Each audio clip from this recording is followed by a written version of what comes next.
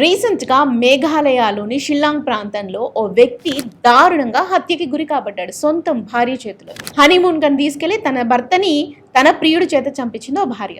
ఈ విషయం గురించి మీకు తెలిసే ఉంటుంది కదా. సో ఎవరైతే చనిపోయాడో ఆ రాజా రఘువంశీ చెల్లెలి గురించే నేను ఇప్పుడు చెప్తున్నాను.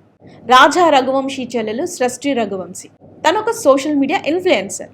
తను ఏం చేసిందో తెలుసా, తనన్న హనీమూన్కి 21న వెళ్ళారు, 23న మిస్ అయిపోయాడు ఆయన. తను మిస్ అయిపోయాడు, ఏమైందో ఏమో తెలియక తన వదిన తన అన్న ఇద్దరు మిస్ అయిపోతే తన కుటుంబం అంతా కూడా ఇమీడియట్గా మేఘాలయకి వెళ్ళిపోయింది.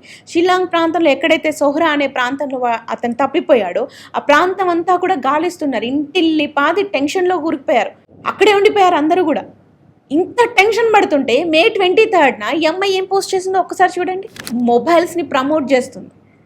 ఆ ప్రమోషన్కి సంబంధించిన వీడియోని మే 23 ఏ రోజైతే తన అన్న మిస్ అయ్యాడో ఆ రోజు పోస్ట్ చేసింది. ఇక అక్కడి నుంచి పోస్టులు చూస్తూ ఉండండి.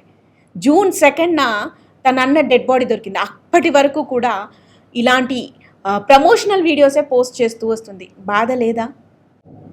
సరే బాధ లేదు, తనకి సోషల్ మీడియానే ఇంపార్టెంట్ అనుకుందాం. జూన్ 2న తన అన్న డెడ్ బాడీ కూడా దొరికింది కదా.